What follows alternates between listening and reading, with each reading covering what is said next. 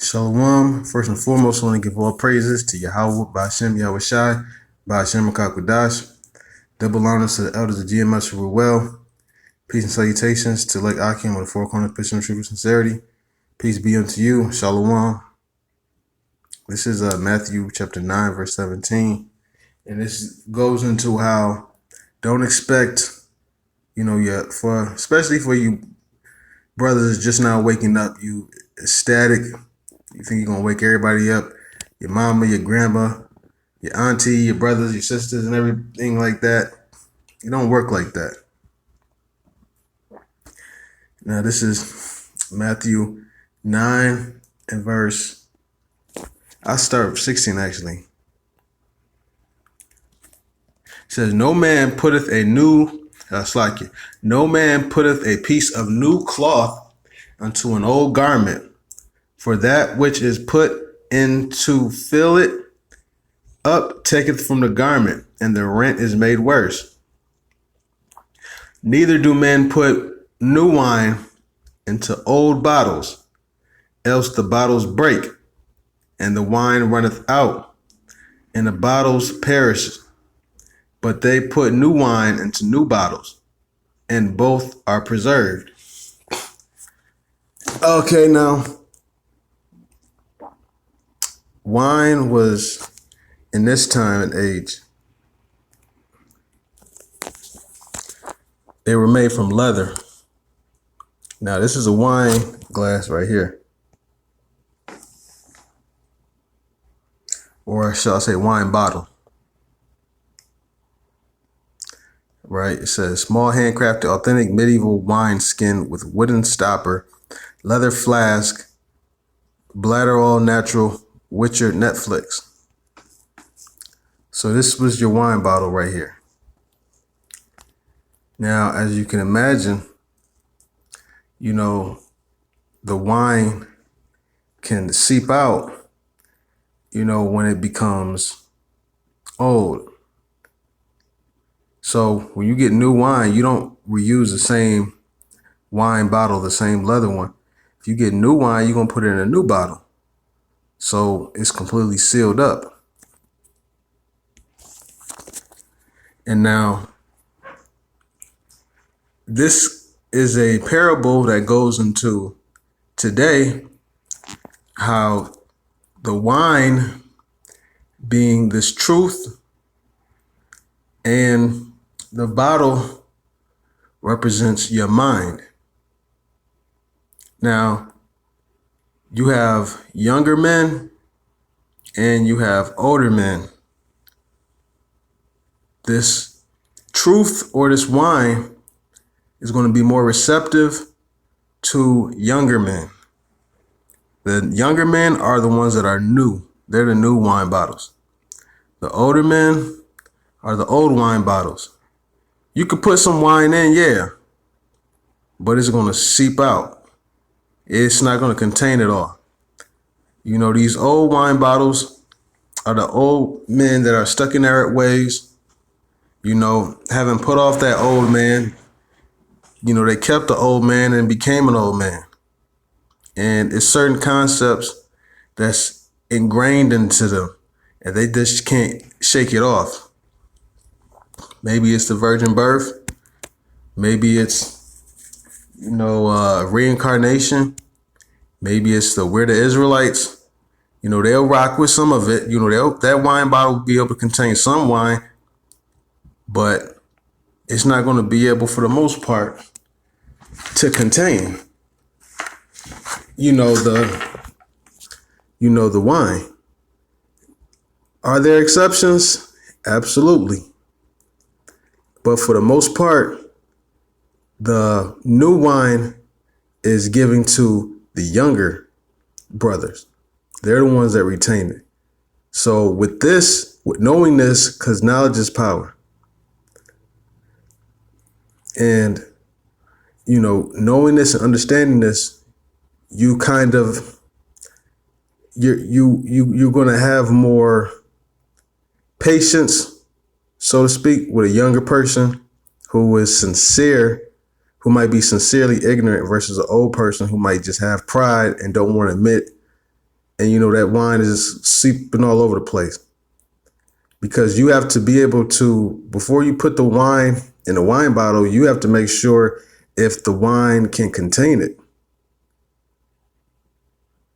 Salakia.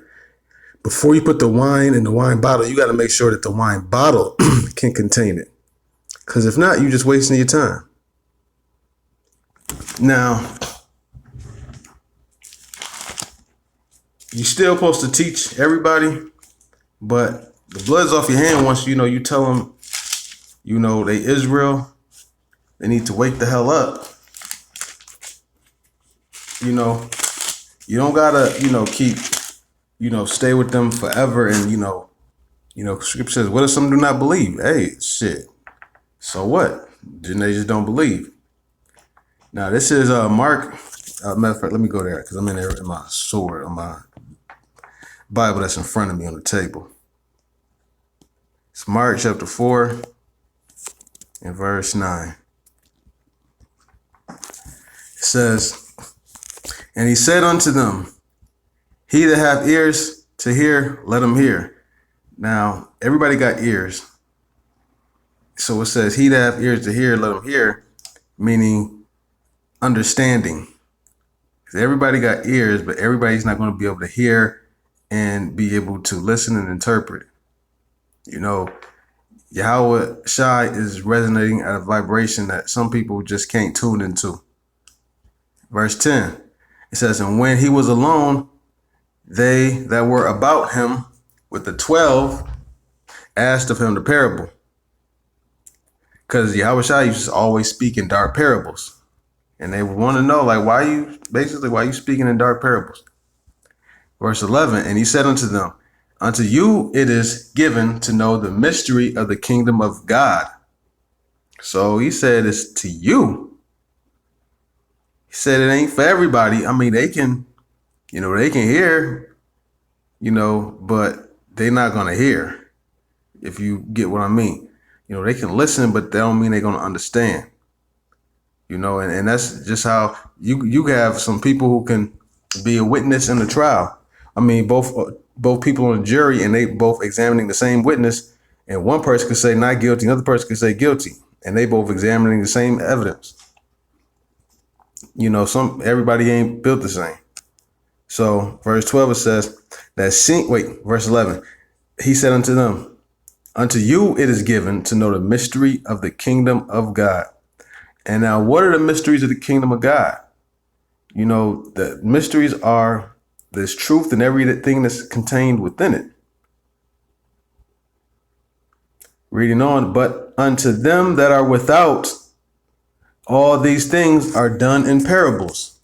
So those who are without, it's going to be a mystery to them.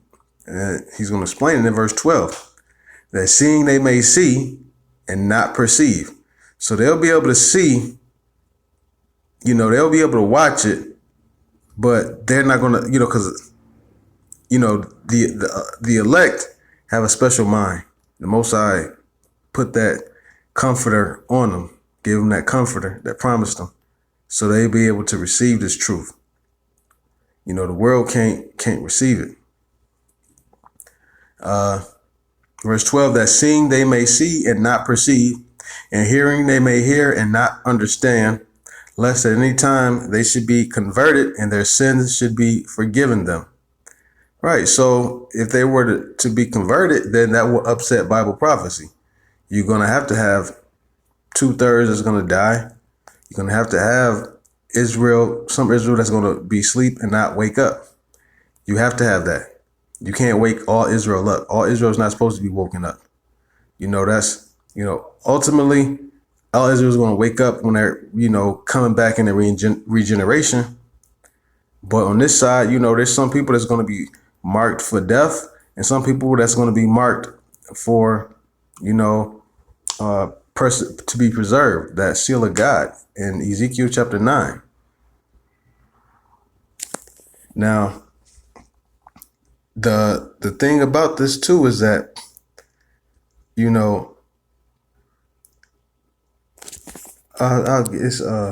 think it's Revelation chapter 14.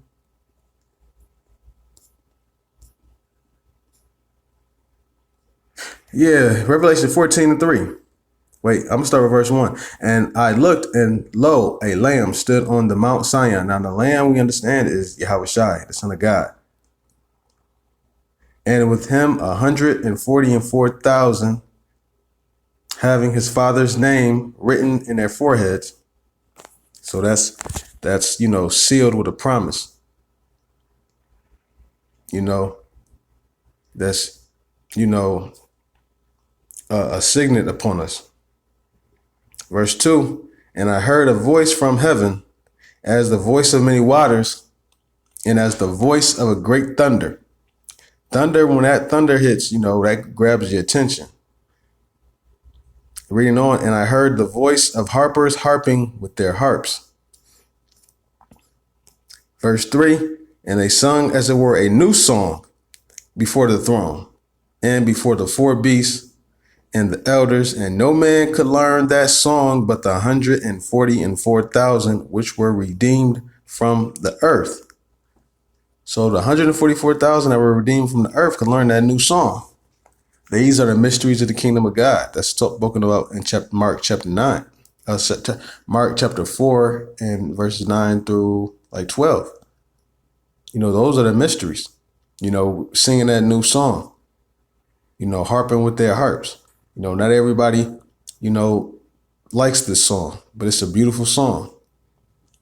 And on that note, I want to give all praises to Yahweh Ba'Shem Yahushai, Ba'Shem HaKakwadash, that belongs to the elders of GMS who were well. Peace, salutations, and shalom.